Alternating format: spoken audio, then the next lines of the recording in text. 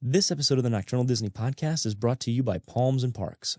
They are high-quality t-shirts and tank tops that have cool, fun designs that help show off your love for Disney in a unique and smart way. Visit them at palmsandparks.com and check out what their store has to offer. There's something there for everyone.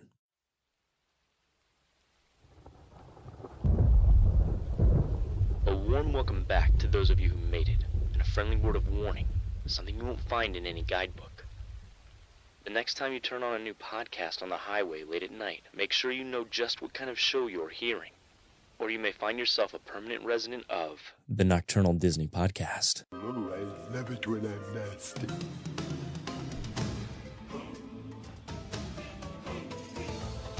This is the day your dreams come true. Be prepared for sensational news. Oh, milk my duds! It's Wreck-It Ralph! And where do we put What? Okay, fine, I'm cool, I'm fine. I'm disinclined to acquiesce to your request. Means no. Ah, but there's a new order now. Salmon, that's obviously Captain. Oh, with their heads! My friend, we are about to embark on the most odious, the most evil, the most diabolical scheme of my illustrious career. But before the sun sets on her 16th birthday, she shall prick her finger on the spindle of a spinning wheel and die. You are not leaving this tower! Ever! Game, set, match.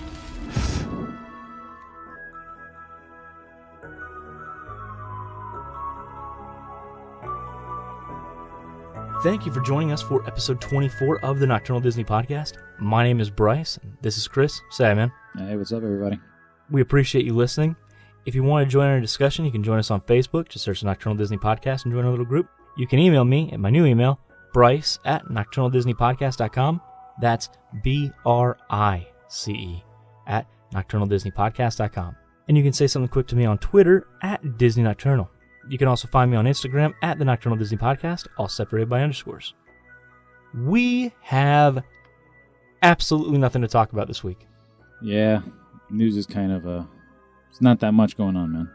Nothing whatsoever. But we did not want to skip a week, so we have decided to do a top 5 list.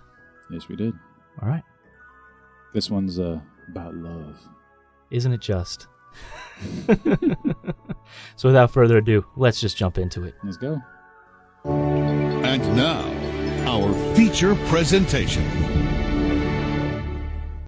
All right, guys. Well, I would like to welcome my wife, Jamie, into the studio. Hi, how are you? I'm good. How are you? Oh, we are doing excellent. That's good. You needed to get a lady in on the show when it comes to this top 5 list. That's what I'm saying. Need a lady's touch. An expert, if I would say so. Oh, would you now? Yeah. Bryce will be the judge of that.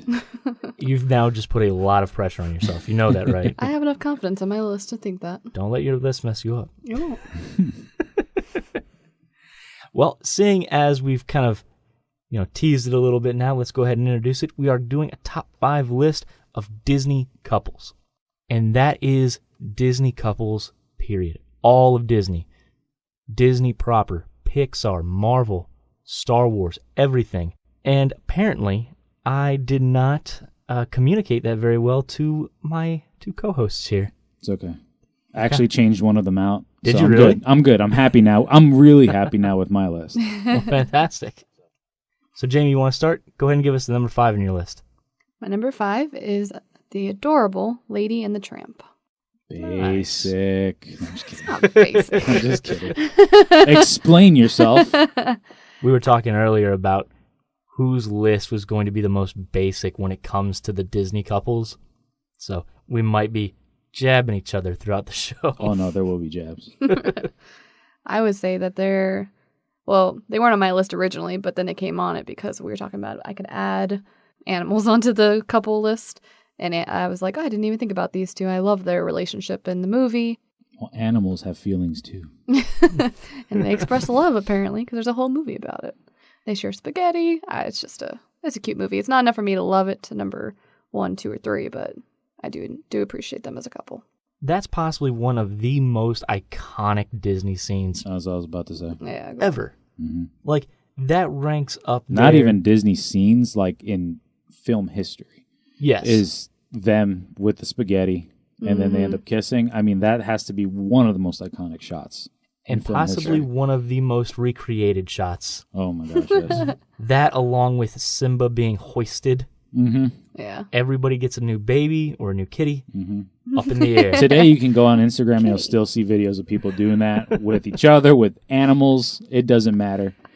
I love when they did it in Modern Family. Yeah. It was so funny. So why is that your top 5? Now the thing is like I really don't remember much about the movie. Yeah, I don't remember much. Like either. their love, like as far as now talking about the couple, because we talked about the scene. Yeah. You know, this was couples, not necessarily the scene. Maybe that's because maybe that's what made me choose them, because we're like, oh, we want to know what Disney movie encompasses the best couple, and I would go to them, and they would have to get props for that, because it's just the movie is them being a couple and exploring that dynamic between the two of them, and it's just a memorable movie for that. It's kind of like on the title, Lady and the Tramp. He does fight off a pack of wild dogs to save her. It's true. Mm-hmm. That's pretty cool. And it is cool to see the dynamic of him being essentially a feral dog. Right. And her being owned by somebody. Like the sadness in his voice when he's like, "You have a muzzle? Why do you have a muzzle?" And then he takes her to a zoo to have a beaver cut it off her face. Like, that's love if I've ever seen it. He's going the extra mile. Yep. Why do you have a muzzle on your face? See, you're talking about it, and I want to go watch it now. That's a cute movie. It is a cute movie. And you're going to be able to see the remake next year on Disney Plus. Plugged. Oh. That wasn't planned at all. It really wasn't. No, it wasn't. Chris, what's your 5, man? All right, 5. This is the one that I said that I switched out now that I knew that it was just beyond the Disney characters. Indiana Jones and Miriam from Raiders of the Lost Ark, and that one that we pretend that never happened. But the reason why she stands out above all the others is because their chemistry. They worked really well together in Raiders of the Lost Ark. She was tough as nails. That's what I liked about her, is she wasn't a complete waste of space the way the girlfriend is in Temple of Doom. I cannot remember for the life of me her name. Other than she's annoying and she screams so much. She really does. And then you have the German girl and the Nazi chick in the Last Crusade. But this one you got a sense of history because they talked about how they knew each other. But she was not intimidated by him at all. And I think he kind of liked that. It's different than the other girls that he was with, like someone who can kind of challenge him, who's not afraid. I mean, she punched him in the face. Exactly. That's love. Which is a weird thing to do because that's where you started. That's where we come in to the Indiana Jones franchise is with him and Miriam. And then they kind of go backwards. Yeah, but you know what? The one thing I did like about the Crystal Skull, even though we like to pretend it didn't happen, is that they did talk about how they did go together, and then they ended up having the kid.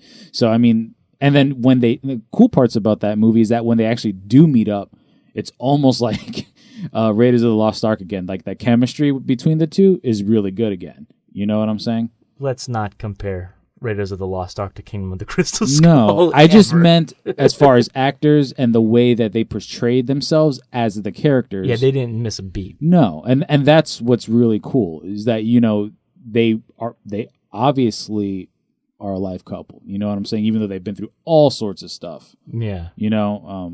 But yeah, they're my top 5. I like them. I like it.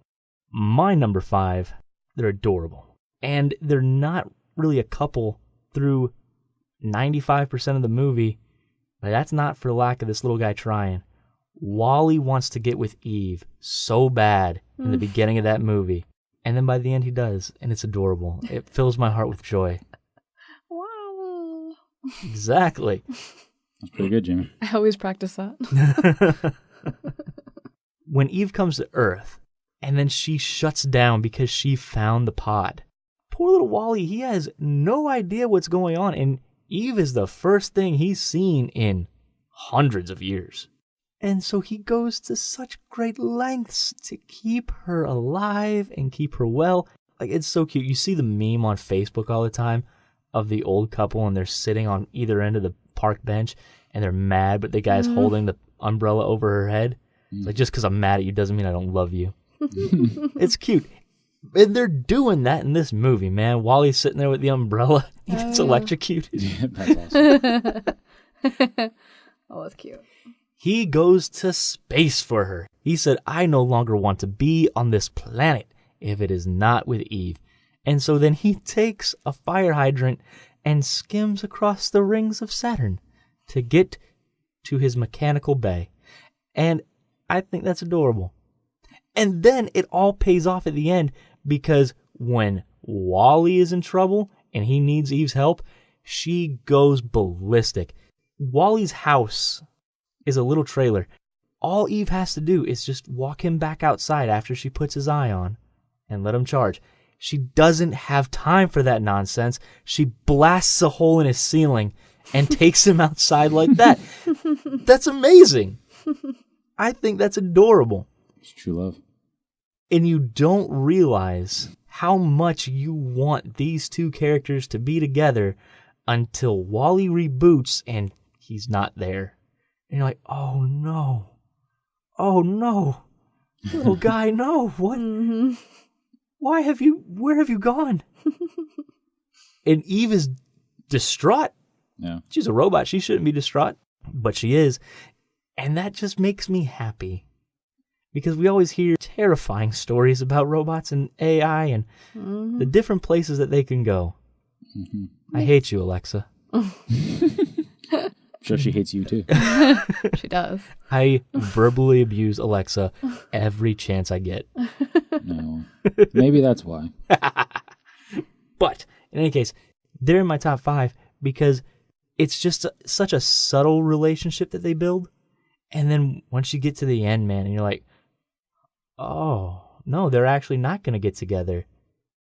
I didn't even know I wanted this, but clearly I do because I'm sad for them. That is good world building, man. Okay. It made me very happy. All right. That's good. It's a good pick. Good pick, buddy. Thank you. I thought so too. Jamie, please regale us of tales of your number 4 pick. All right. My number 4 is Roxanne and Max. Can you guess where they're from? Yes. That's why I was saying earlier, I'm like, I know the dad's name, but I cannot remember his son's name. And then it hit me. It's Max. That is a good pick. I didn't even think about them. Not basic, was it? Nope. Not basic at all. Thank you. They were actually going to be in my top 5. I just removed them. Really? Yep. Good. Save them for me. The internet killed them for me. I never wanted to think of Max as a lumberjack ever. And the internet did that to me, so it's upsetting. That's one good thing about the movie, though. It really, I don't think they're together in number 2. Number 2, No, they're not together. I think they broke up or something. Right. But it kind of brings you back, like when you're that young and you're having, feelings at that age. That's why I like them, because Dare they I were say- such a relatable. Dare I say puppy love? Puppy love. Yeah, they were just, they were so cute. And it was a typical, he was a dork, he was geeky, and then he had Roxanne, and she was the looker, but she was also very modest and shy, and they had that dynamic, and it was a very realistic teenage relationship, if you will. Yeah, he went above and beyond for her. Mm-hmm. He really did. Got expelled for her. Mm-hmm. And then got to the Powerline concert and danced with Powerline for her. Yep. Dude's the man. Just for a moment, I know these movies are escapism, and I know that they're fun, and they're not supposed to be taken seriously. Right. That last scene where Max and Goofy are dancing with Powerline would never in a million years happen today. Me and Jamie and Jared went to go see an Ailstorm concert. Pirate metal. We are on the stage. We are touching the stage.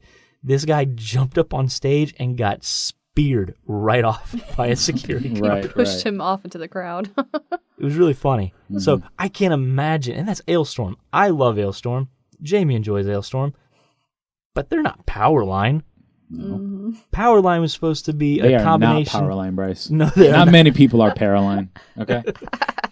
He was supposed to be a combination of Michael Jackson and Prince. Yeah. If you had somebody who's a combination of Michael Jackson and Prince, and you dared set foot on the stage, you would be shot. Yeah. Yep. Especially now in the world we live in. I mean, Exactly. man would be dead. Oh, yeah. Goofy and Max would just be flat out shot. I do love that song, though, man. Yeah? Eye to Eye, that's a great song. Oh, yeah. It's catchy. It really is. We're talking more about Powerline than we are about Max.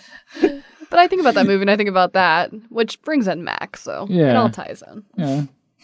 Man, and you saw the love on Roxanne's face that she felt when she saw Max on TV. She's like, he did it. Yeah. Yeah. I like it wasn't a superficial love either. It was, like I said, they had their realistic teenage moments, but and it that's was not, and that's it was what sincere. that's what's great about it. It's a very teenage romance movie, you know, and Very endearing. Yeah, yeah. So I like it. I like it. Yeah, I like it too. Chris, what about your man? David and Nani from Lilo and Stitch. No. Now, the reason why I say that, you got to read into the movie, my friend. Okay, not everybody is Beauty and the Beast. Not everybody is Snow White, where some dude just sees you lying there and he just picks you up and for some reason you think that's romantic. This is David, okay? And David sees Nani and Lilo and they don't have any parents. She's working multiple jobs. And he is always positive. He is always there for her. And Lilo. He's almost annoyingly positive. The dude is insanely positive and not annoyingly because they need it in that movie. They really Because that's do. the thing. Her parents are gone. Yeah. She's getting threatened with her sister being taken away. Right. And he is there. And one of the best scenes of the movie is when he walks up to them. She's been looking for jobs the whole day. Stitch has been screwing it up for her. And they're sitting on the beach. She's all depressed. And David just walks up to her and he's just like, let's surf. Yeah. You know, and you can see he really cared not just about Nani, but he cared about Lilo as well. Right, and it was nice because Nani had such a driven outlook because obviously she's going to lose her sister. But then to give her somebody like David who is a little more laid back and like, look, we've done all that we can tonight. Literally, we cannot do anything more.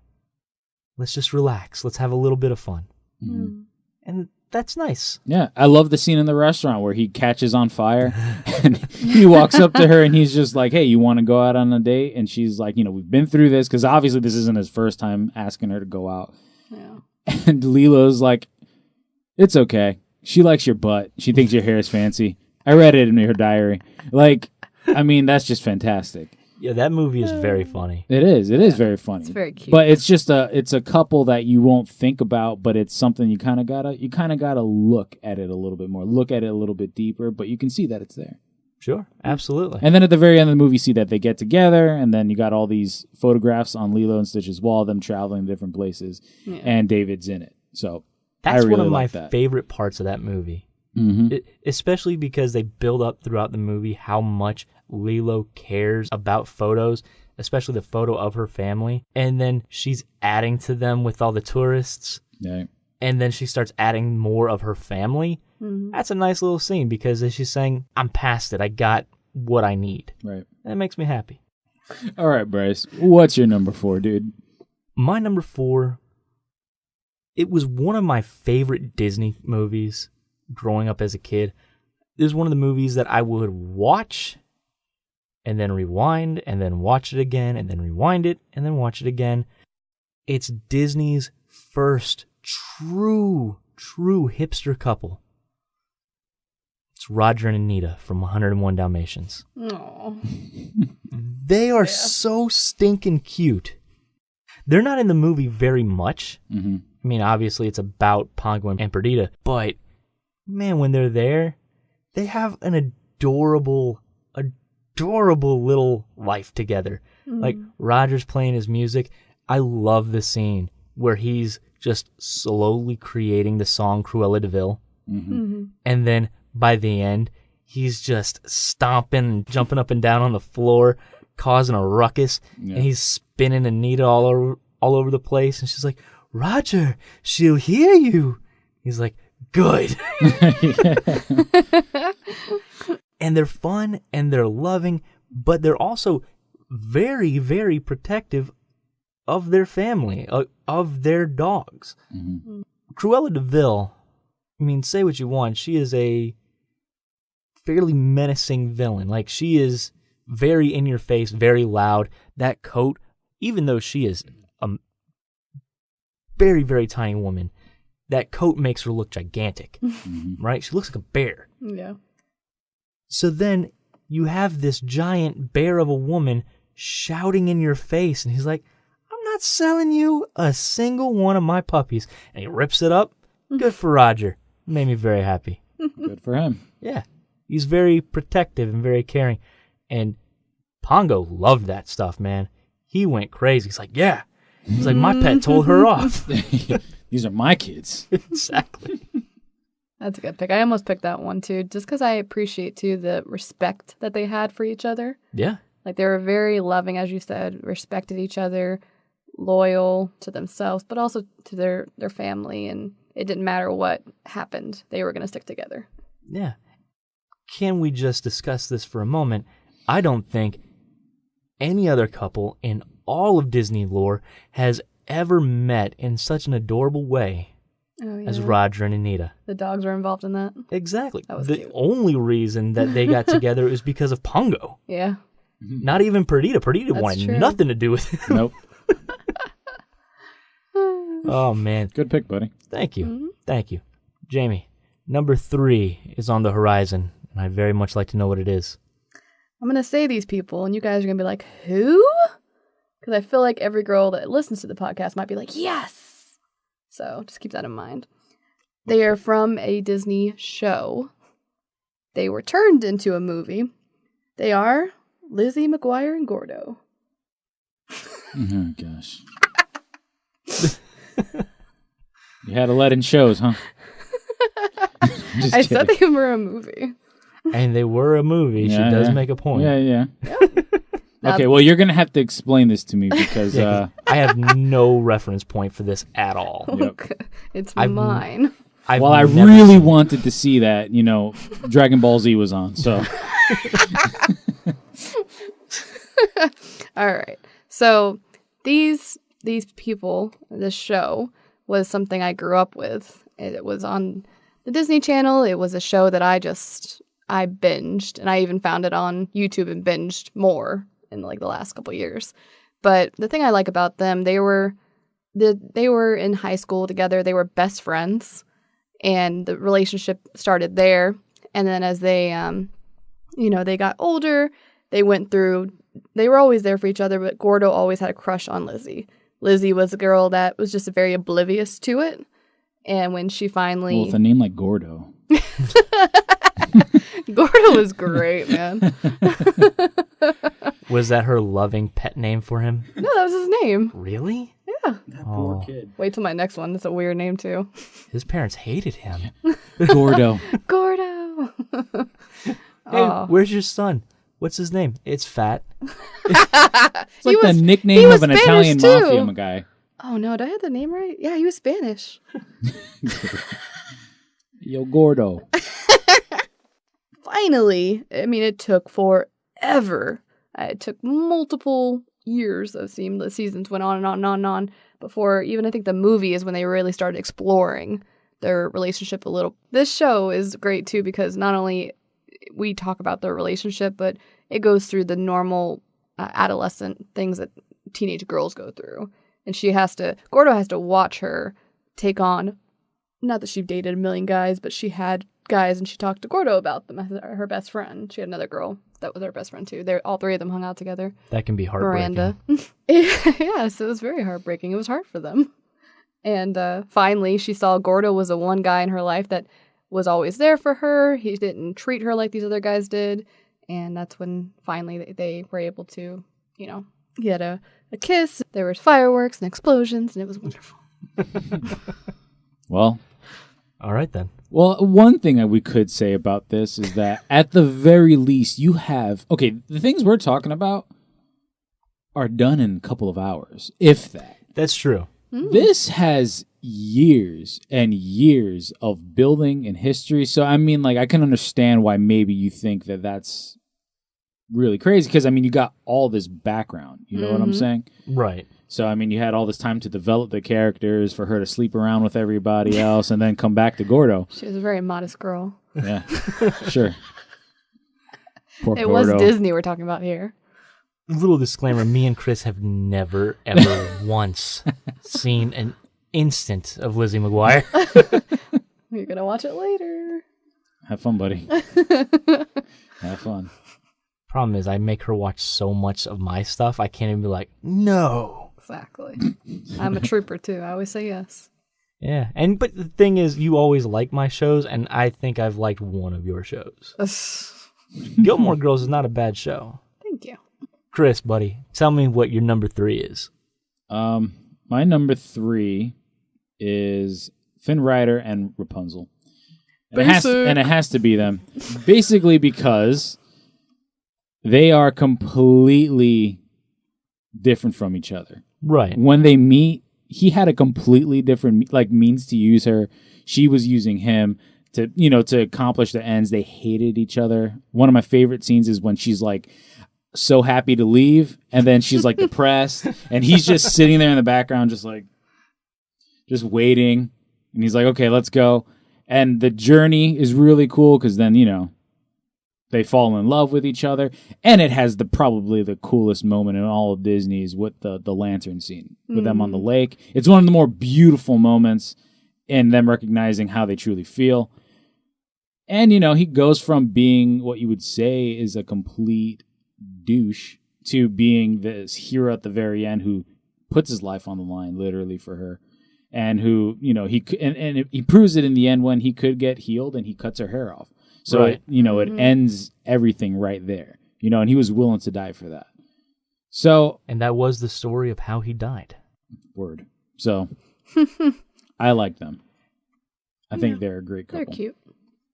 I love Flynn and Rapunzel.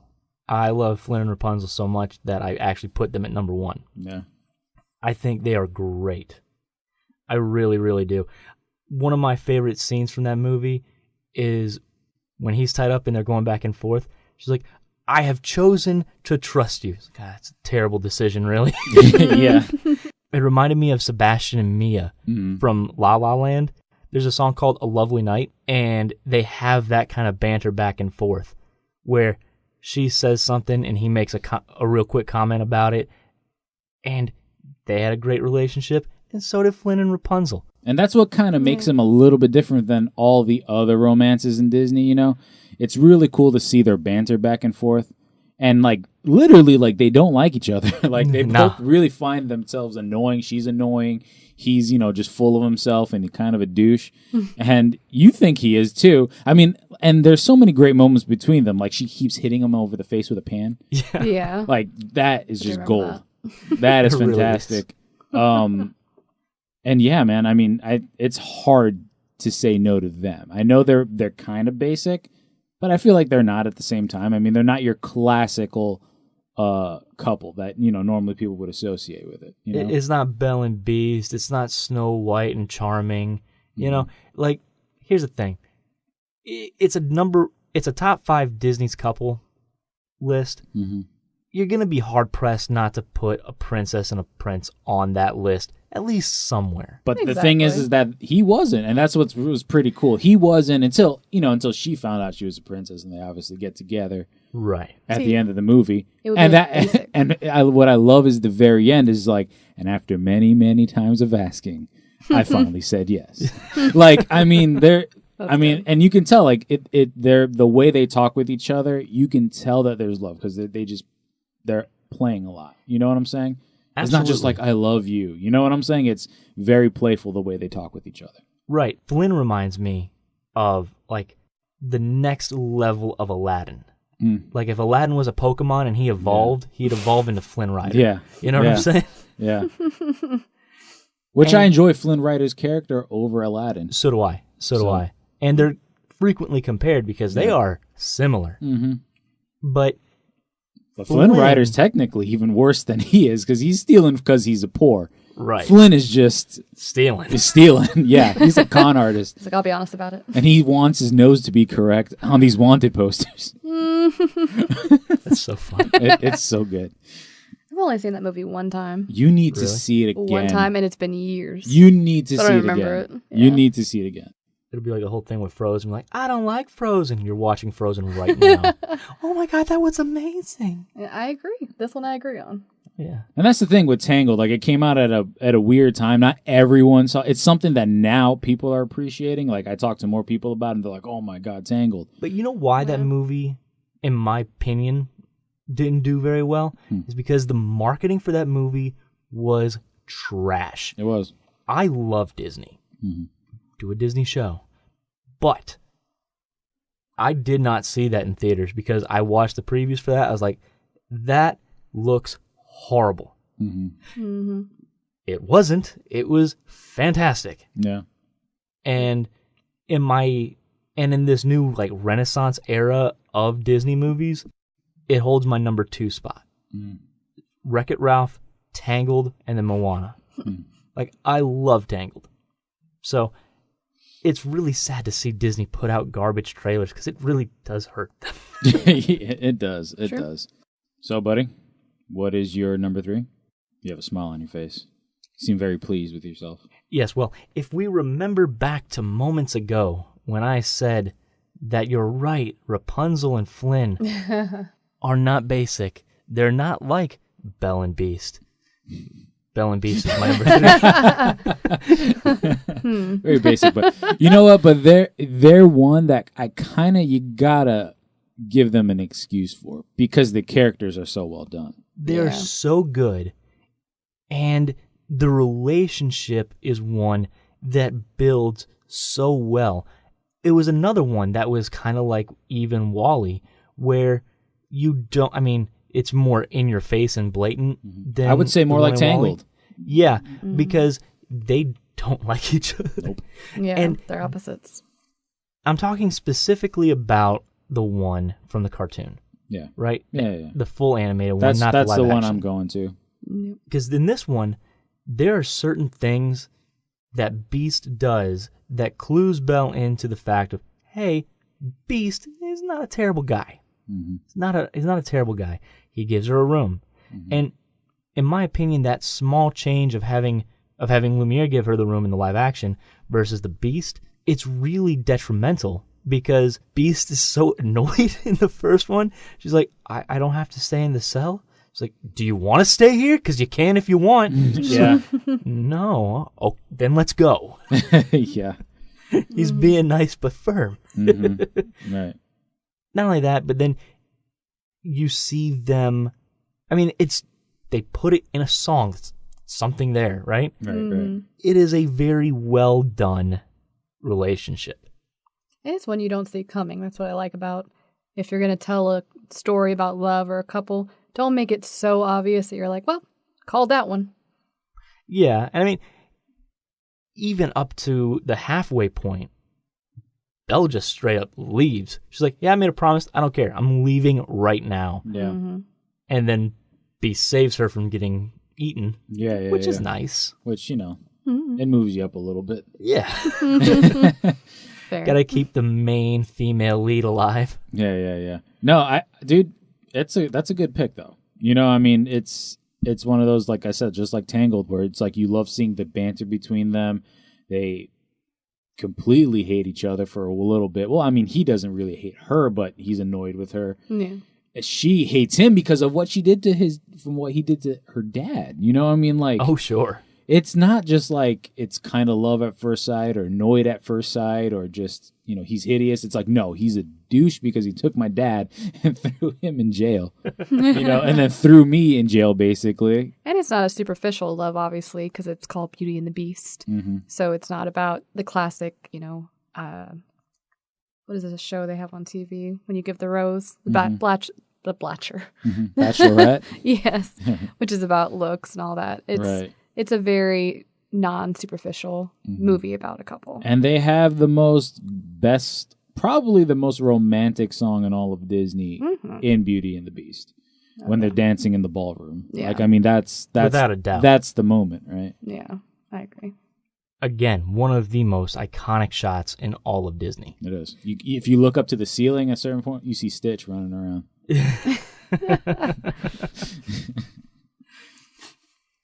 And you know what else makes them such a great couple? Is their voice actors.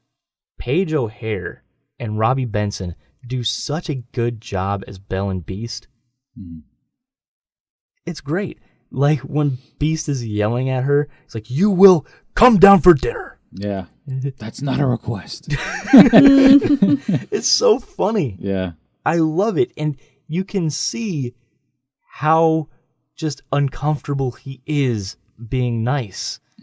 But then once he does make that switch, okay, well, I can see where Belle would find him to be a good guy. Speaking of the voice acting, I love the moment when Lumiere just goes, "You look so," and Beast is just like, "Stupid." Like, just the way he said it was really good. Yeah, man, I really like that movie. There's a reason it was the first animated movie to be nominated for a Best Picture Oscar, because it is bloody brilliant. Yeah. It's really good. It is. Yeah. It's very, very agree. good. Jamie, talk to me. Number 2. I want to know what it is. All right. Number 2. He wants to know what love is. Let me show you. Okay. It is the adorable, cute, weird name girl and guy. Her name is weird. Her name is Topanga. And her love interest is Corey. What is going on? She went like hardcore 90s live action Disney Well, I'm TV. glad you recognized She it. did. Yeah, Boy Meets World, right? Yep. Yeah, 'cause I've never watched that show either. I didn't even know it was Boy Meets World because I don't know what Boy Meets World is. Oh, that's sad. I heard of Boy Meets World. It's a great show. Didn't And- it have Shia LaBeouf on it? No. Which one was that one? That was Even Stevens. Oh. He did not make it. So anyways, Just do it, Jamie. Similar to my other choice, my third one, these are a couple that were, as you mentioned, they were a 90s Disney sitcom. They didn't make a movie, however they should have. But their relationship was in college. And, I mean, they knew each other since they were little kids, too, and they were best friends. But they always were they were dating, and they had fights, and you were like, oh, are they going to be together? Are they not going to be together? Because they constantly, would be years apart from each other. There's even a part in that show where they go to Disney World together when they were in, I think, elementary school. It's really cute, and it's shot at Disney. You see their relationship, as young kids there. And All sitcoms in the 90s went to Disney. did they? Yeah. Who? Full House went to Disney. Roseanne went to Disney. Did they? That was really funny. Interesting. Yeah. Seinfeld never went to Disney, though. Bryce They is didn't sell out like disappointed that. with that. I am actually disappointed. I would have loved to see Jerry on Ringing Space Mountain. Kramer, put your hands down. No! So once again, you're going with something that has a history. Yeah, it's the same Seeing a trend concept. Yeah. At what point in the show did they end up getting together? That's the thing. They were always together, though. It's not like Lizzie and Gordo where they weren't together. Where she They were was just best sleeping around friends. and They just broke up a lot of times, and that's what kind of grabbed you because you're like, oh my gosh, what's happening? I love them together. They're perfect together. Yeah. Why would they not be together? And you see that they were always good for each other, and they balanced each other out really well. There was even one part in that show where I think she even dated his best friend, which you're like, what? Scandalous. Yeah. So it's got a lot of dynamics. It's a fantastic show, but the couple themselves, I love them as a couple. okay. I recommend it. All right. Well, I'm sure that there are people in our audience that enjoy that. The girls are And that's the thing. fanning Me and you hard were. right now. This is why we needed a girl on this show. Oh, yes. So I'm giving you my perspective. There you go. And that's why I wanted you here. You're welcome. Well, thank you, Jamie. Chris, Rise to the occasion, my friend. All right. My number 1 and number 2, I was fighting over what place I wanted to put them, whether the 2 should go to the 1 or the 1 should go to the 2. That's how close they are for me. And this couple has maybe a total of 1 minute and 30 seconds, if that, in this movie, in all of Disney history. I have an idea, but go for it. It is the parents from Tarzan. That was wrong. Yeah. Okay, I just watched the scene before I came here. Now, we don't even know their names. That's the thing. Yes, we do. It's Yes, it's Ocknard and Aduna. Okay. Did From you get Frozen. that from Frozen? Whatever. In any case, I love their minute and 30 seconds together. It is absolutely fantastic. When he is lowering her down, he's staying on the ship. Dude is willing to get burnt alive to save his wife and his kid. Oh, sure. And then, like I just said, it was 1 minute 30 seconds only or something like that of screen time, but the emotion, and they don't say anything. There's no words spoken, but it's all done in the way they look at each other, all done in the animation style that they do. Like, she lands in the water because it breaks, right? She lands in the water, and she looks at Tarzan for a second just to make sure he's okay, and then is immediately like, "Where's my husband?" He goes jumping into the water. He gets in the boat, and they were just so happy to be with each other at that moment. They get to the island, and she is not like a damsel. She doesn't, you know what I'm saying? She's not a diva. She's there helping him build this. They're basically their new world, basically, Yeah. Help building her treehouse. Right. And you can just see that there's lots of love, lots of respect there. And then even up to the point where there's really nothing other than their dead bodies, because that's when the Tarzan's adopted ape mom comes in. Yeah. She sees the gun on the floor, and it tells kind of like a bit of a story. You see that the dad or the wife, and that's the cool thing. They both appear strong and leaders. It could be either one of them who was trying to defend against Sabor. You know what I'm saying? And they died together in the corner. I mean, it's not like a big romantic, and they're not a huge couple, but in just that short amount of time with no dialogue, it showed a ton. Yeah, this is a lot about the way that their love came across in the movie. Mm-hmm. It didn't need a whole movie or many seconds at all, really, to get that across. It did not. Yeah, it was almost like a precursor to Carl and Ellie from Up. Up, they took you all the way from when they were children to when they were adults and old, and Ellie died, of course. Mm-hmm. But, I mean, in this, it was a premature murder. Yeah. Sabor needed to get his food. Oh, no, and they show the blood on the floor. Like, he straight up attacked them. But, I mean, like I said, like, they died right next to each other. You know what I'm saying? So, I mean, it was just, you can tell that they were one. And what's really cool about the way they look, too, features are all of Tarzan. It's really cool. Like, they kind of showed throughout the animation, like, Tarzan had like his a little bit of his mother's eyes. Right. You could clearly see the jawline that was pretty much all his dad. Right. So I just thought that was awesome. It was. Yeah. I really do like them. Mm-hmm. I really do like them. So what is your number 2, Bryce? Mr. Incredible, punching him. I love Mr. Incredible and Elastigirl. I think they're a great couple, primarily because they're one of the couples that we get to spend the most time with throughout Disney. I mean, you have movies like Beauty and the Beast, and you have movies like Little Mermaid and stuff like that, where the two main characters do become a couple, and you spend time with them for the majority of the movie. But within the first 5 minutes, I believe, those two get married. They're already a couple when you're joining the movie. Sure. They're already a couple. They get married immediately. And you can see, especially the way that they do it, going from the golden age of superheroes to the main timeline of the movie, how happy Mr. Incredible and Elastigirl are together. Then when you cut to the main timeline, Elastigirl is still trying to make it work. She still has a good attitude and has a beat about it. Mr. Incredible's depressed, and you can tell that. You know that. And it felt very real, even though you're in a world of superheroes and it's all very big and bombastic. It still felt grounded in the story that they were telling, because they were telling a story of, hey, this woman right here is married to this guy, but she thinks this guy is cheating on her. It was all about a midlife crisis that Mr. Incredible was going through. And that was great. I liked it. Yeah, they're a good couple. They're realistic again. We mentioned that before. They're a very realistic couple. Yeah. So it wasn't just all happy.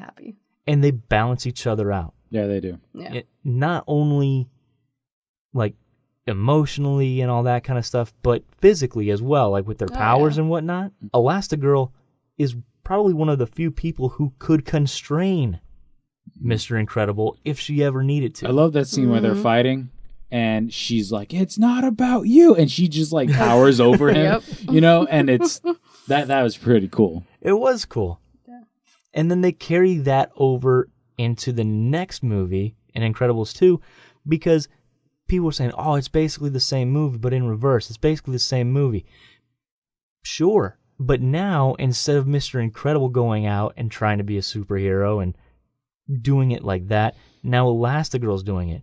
And now it's cool because you can see it from both sides. You can see it from the kids' point of view as how this is affecting their family. The Incredibles is a superhero movie, but it's not about superheroes. It's about the family.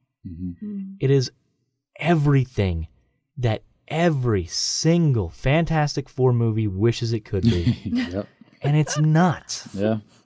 Not even close. And now when Fantastic Four does make a good movie, it's going to look like a ripoff of The Incredibles. It's true. Yeah, I love them. I love them together. Yeah, no, dude. They're a solid couple, man. They have so many good moments, and like you said, they balance each other out really well. Again, it's not the lovey-dovey that we see that we're so accustomed to with every single movie, you know, more or less the earlier classics that we're kind of used to. Right. Yeah. But like Snow White and Charming. Right. And the best thing is, like you said, we do get two movies. We get two movies where we can kind of really see them build, you know, and it's interesting too, because I mean, she's not a damsel either. You know what I'm saying? At all. She again, like you said, there's an argument that I think she definitely could beat him in a fight. Like there's almost like there's no argument there, I don't think. Like, she would straight up beat him in a fight. And going back to your comment about the damsel, in the first minute of the movie, she's like, "Come on, girls, why would I want to retire when I'm at the top of my game?" But one thing I really do like about the movies is that when they're arguing, it doesn't go to that.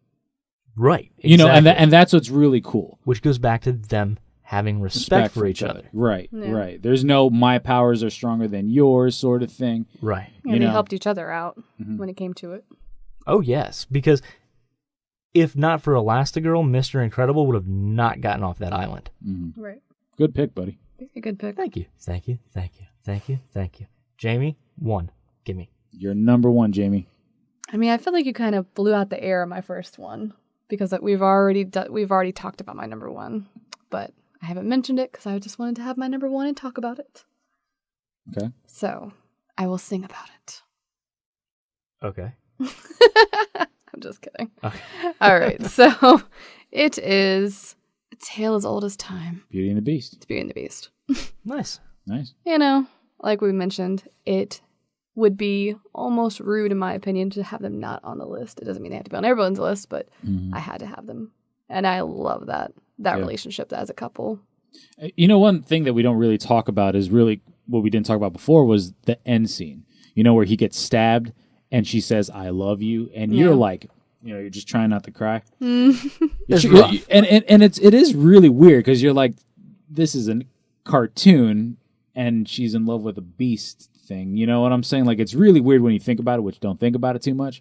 But when she says, "I love you," and you see them all kind of together, like, you believe it, you know? Right. Right. And you're losing your mind, too, when he gets transformed back into a human. Which goes back to talking about how good Paige O'Hara is as a voice actress. Right. She did such a good job in that. Yeah. I agree. Gosh, that fight scene at the end, dude. I mean, I know we're talking about love, but that was legit. there are a few fight scenes in Disney. He that give me- He was Batman for a minute. Yeah, I mean, when the Gaston's swooping. running around smashing gargoyles, and he turns around and Beast catches it. I mean, every time. Chills. Every time chills. You even have the lightning in the background with the cape. I mean, come on. And he has the horns. And he was hiding in the gargoyles, just like Batman. Dude, it's just metal. It is.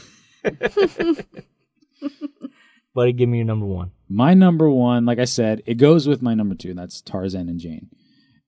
I love them together, partly because they're just... You know how we were talking about development? They really get some really cool moments of development. It's not like they just run into each other and it's like it goes from there. It really shows like, okay, one of my favorite scenes is when she's teaching him. You know what I'm saying? Yeah. About about how to speak and all that sort of stuff. You can literally see them falling in love with each other throughout the entire bit of the song. And I kind of love it. Because, again, it's not like words are spoken or anything like that. And that reminds me of Beauty and the Beast as well. Mm-hmm. How you see that throughout something there and stuff like that. Mm-hmm. And there are so many good moments, romantic moments, like when the bird flies away when she's painting it and he grabs her in his legs and brings her up into the trees. You have that moment where they kind of Spider-Man through the jungle together and then the vines wrap around. I mean, it is kind of like a superhero movie in a way, but like their love is really genuine. You know what I'm saying? And they don't kiss until the final scene of the movie, which is really cool. Right. And then there's a little bit of like, will she go away on the boat for a second? Yeah. You're just kind of like, wait a minute, like she should stay, right? Like, right. You think that battle is done, they're going to be together, right? It would just be them waving her dad off, and then she gets on the boat, and you're like, what are you doing? Like, what's going on? And like I said, I love the beginning of the movie because of the parents being in love, and it hits the movie off in a perfect way. The way this movie ends in a perfect way. Them swinging through the jungle together, and you see her dad swinging around on the vine. That was funny. And then they get to the very end, and you just see that epic shot. The camera starts panning out, and he just, does his Tarzan thing. Right. Mm-hmm. Very awesome. But I like I said, as a couple, they're my favorite. Yeah. Hands down. They're such a fun couple, too. They were on my list at one point because I was just like, I love how much fun they were, not only to watch, but just to see how much fun they had together as a couple. And talking about, like we were talking about the girl and, and that she had this. Jane didn't have like no power. She doesn't have anything special about her. Right. But she was like, I'm going to get it done. I'm going to get it done somehow. Mm-hmm. You know what I'm saying? And she was kind of ditzy about stuff, but she was tough, Sure. Which once again, I think it kind of mirrors his parents, even from that first minute, 30 seconds of the movie. There's a nice little mirror going on there. So absolutely. I really enjoyed them. Now, one of my favorite parts of that movie, actually what you were talking about, when she's on the boat and her dad looks at her and he's like, what are you doing? Mm-hmm. You want to stay. Go stay. And then she's like, oh, you're being supportive? Bye. And she just jumps in the thing. I love that scene. And then when that happens, I'm like, wait a minute, but the dad's by himself. Mm-hmm. And then he jumps in the water, and I'm like, this is great. This is fantastic. They're all together. They're all together. That's true love. Yep. And what's cool is, you always hear the term opposites attract and whatnot. And Jane and Tarzan are very opposite. Mm-hmm. But they had so much in common. Mm-hmm. Like, Jane, all she wanted to do was see the gorillas. And Tarzan's like, wait, I got you. Don't worry about it. Yeah. He's like, and he took her to the nest. Yeah. And it was such a cool scene because the animators, man, they did such a good job showing just, oh my God, this is incredible. Mm-hmm. She was blown away. Yeah. And she doesn't say, oh my God, I'm blown away. They show it. And it was good, man. And I love that scene where she's drawing the monkey and the baboons start chasing her. Yeah. And Tarzan has to save her. One of the coolest scenes in like all of Disney. I love that escape scene. It's so cool. Yeah. I'll agree with you there. All right, Chris. Well, you, my friend, for number 3, stole my number 1 because I really do love Flynn and Rapunzel. Yeah. But because you stole it, I will give an honorable mention. And I was trying to think of who I would want to put here. And the more and more I thought about it, I kept coming back to this couple. And it's Anna from Frozen and Hans. Okay. I love them together. Okay. I know how the movie ends, you know. Yeah. I haven't forgotten. But I will say that I don't think that's how that was supposed to happen. There's a theory going around that the trolls in the movie wipe Hans's mind and tell him, you actually want to be here to be king. You want to take over Arendelle. Because the trolls are with Kristoff. Clearly, one of their kids. Actually, she stole him. That's another story. So the trolls are helping Kristoff. And in the song Fix Her Upper, which a lot of people don't like, and I don't know why, because I think it's a lot of fun. But they flat out say, get the fiancé out of the way and the whole thing will be fixed. And we've seen them already twice deal with heads and change memories and stuff like that.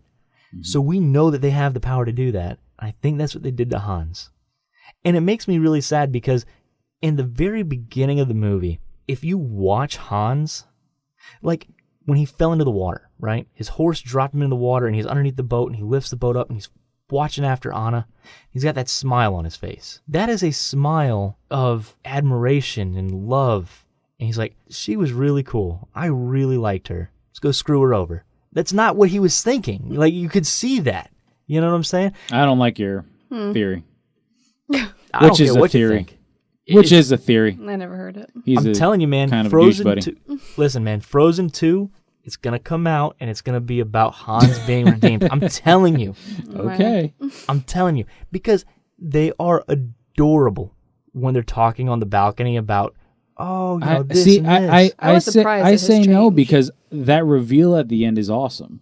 When he turns around and you find out he's evil, you're like, whoa. And it's a genuine whoa. It's not like... Right, because they didn't set it up throughout the rest of the movie. But sometimes you don't have to set everything yes, up. You no, do. You do not. You have to get... The thing is, though, like, I remember I was surprised because there was no hint even. That's what I'm saying. It was almost like out of character. It was out of character. Right. But when they explain it, you go, oh, okay, now I understand why there was nothing to it. Because that was his job. His job isn't to give you hints into maybe he's a bad guy, because then that reveal at the end doesn't really pay off as good as it does. That's why afterwards, when it gets expounded on and you find out why he was doing it, you're like, oh, okay. That's all the explanation you need. You know, and that I think is what makes it a better movie. I really, really do. Because you are like, oh my God, they're two peas in a pod. Like, this is ridiculous. Right. Like, they work out together. But when you're a guy trying to take over the kingdom, do what he was trying to do, which was become the king, you know, it makes sense. He would do all the things and like all the things that she wanted and she liked. Okay, then, but real quick, going back to him smiling under the boat. Why would he do that? Nobody is there to see him. Smiling what? What are you talking about? When he falls into the water and he's under the boat, and he lifts up the boat, and he's looking at her, he's watching her run away, and he smiles, and he has that dopey smile of like, man, I really or like maybe her. he's just looking at her, and that's a sick way of like, I'm gonna get that. No, I mean, it doesn't. No. It does not look like that. No, I honestly think if they did that thing with the trolls, it would just completely destroy what was awesome about that movie. Really, I really like that movie because of that. Because it's showing it's a completely different thing. I thought I'm like, here we go again. Yeah. Another prince, he's gonna fall in love. It's a good twist. It's a good twist, and it kind of it makes the movie better. Like if they were to make a whole movie about how these trolls did that, and you're like, well, now I really hate these trolls. On top of the fact that I don't like that song, so I mean, I think it would just be going backward. I think it would kill all that is good about that first movie. Like. I don't disagree. You're just a villain, dude. That's just what you are. You're playing devil's advocate. Your favorite movie of the year is Venom, and you love. You agree with every one of his actions, and you're trying to make me sympathize with Hans with your theories. Come to my side, Chris. You're just sick, Bryce. Well, I'm happy you took the time to go that deep into it, though. You're welcome, buddy. Although I think it's stupid, I'm happy you did do that because then Thanks for sharing. Yeah. Hey, man. I would love. I thought you were gonna go with like a legit love story. I'm like, what is he doing right now? That is a legit love story. Yeah. Okay. I would love to take credit for that theory. It's not mine. I've seen it elsewhere online. Right. But I agree with it. I think it just. I think like okay, you explaining it to me, does it make sense? Sure, but does it fit? Would it destroy the first movie? It would. It just kind of destroys everything because then you're sitting there going, well, then who should she pick? Should she pick this guy who's like cutting ice for a living or the prince? Like that's what kind of makes it sweet. That's kind of like what makes the story really unique. I don't know. I mean, don't get me wrong. I like the fact that she ends up with Kristoff. I think they're That's an not adorable what this couple sounds as well. like. But you're a lawyer for Hans right now. Listen, man, I like the Hans character. You're doing a Daredevil with Hans, and it's not cool, bro. I can hear his heartbeat. All right. Let's just run down our list real quick. Jamie, give me 5 to 1. All right, 5 to 1. All right, Lady and the Tramp, Roxanne and Max, Lizzie and Gordo, Corey and Topanga, and the classic Belle and Adam, or Belle, Beauty and the Beast. Nice. Chris? I had Indiana Jones and Marion, David and Nani. I had Flint Rider and Rapunzel, Tarzan's parents, and then Tarzan and Jane. Very good. I had Wally and Eve. I had Roger and Anita from 101 Dalmatians. Belle and Beast from Beauty and the Beast. Mr. Incredible and Elastigirl. And my number 1 is Flynn Rider and Rapunzel. Honorable mention. Yeah. Hans.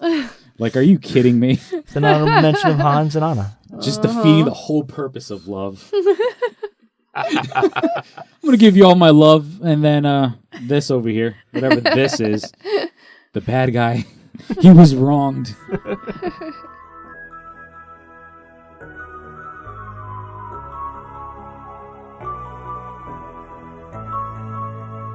And that's the end. For this week anyway. I wanted to thank you all for listening. You can find us on iTunes, YouTube, Twitter, Tumblr, and SoundCloud. You can also find us on DigiFox Studios' new network, Fox Playbox. Just type in foxplaybox.com. You can find all the shows in our network. If you would be so kind as to like, favorite, and subscribe, I would greatly appreciate it. If you don't want to do that, or if you already have, share it with a friend. Let other people know about us. We really like that. And that's going to do it for tonight. Thank you all so much for listening. Welcome to 2019 with us. And until next Saturday, this is Bryce. And Chris. Saying, have a good night. And may all your endings be happy. And, well, you know the rest.